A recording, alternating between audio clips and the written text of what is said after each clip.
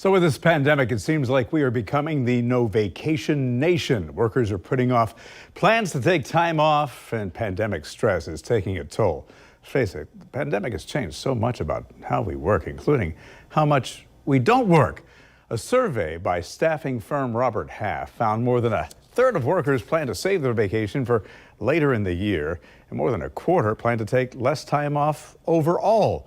Gabe Abshire is an expert on workplace culture and joins us here in the morning show. Good morning. Morning. How are you, Bruce? I'm doing great. So people just not taking time off to recharge their batteries, and that's not healthy, but they're not comfortable taking trips. So what do you do?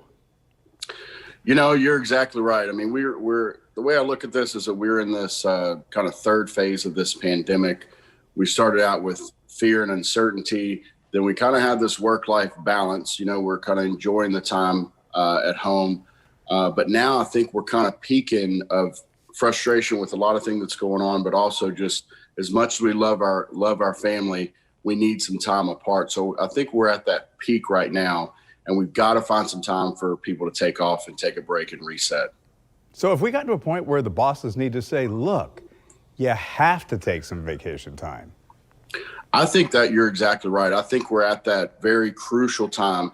Look, if we were lucky enough to keep our employees at Utility Concierge, we're able to keep our employees, all of our staff, and we've been able to work from home in a great environment. So we're very grateful for that. So if you've been able to keep your team, then we really need to start looking at them and taking care of them, because I think right now is that peak time where burnout and frustration can hit. And we really need to look at our team and really ask them to take some time off, take a break, even if it's a couple of days.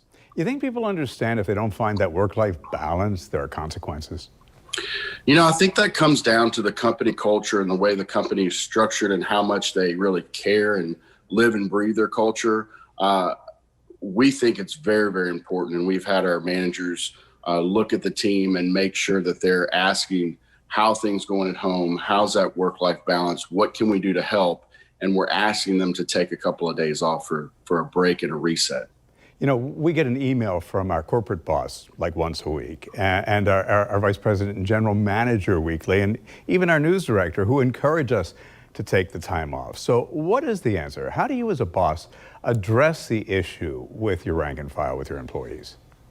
I think it starts from the top down, and with that message of, listen, let's take a step back and let's look at what we've done for the past 6 months, the environment that we've been in, and understand that I think we're at this peak of frustration and burnout, and give that directive down to your managers so they can look at their team, have some good one-on-one conversations, and really ask the people to take the time off. And better yet, let them know it's okay and that you encourage it.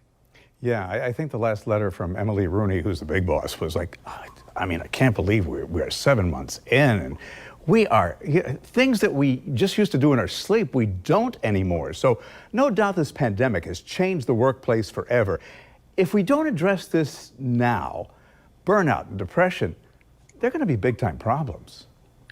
I think so. I mean, I think there'll be, you know, again, if you're lucky enough to be able to come out of this pandemic and thrive, we were lucky enough to thrive. Take care of the team that got you there, that stuck with you through this time. And yes, if we don't recognize this, people are going to get burnout. You're going to lose your team members, and worst of all, there could be some mental health issues for sure. Right, and not just lose your team members, you're going to lose your family, and it's family first. Exactly. Utility Concierge, we call our team members our family, and so we really take care of them. We want them to be both healthy when they come to work, but also when they're not at work.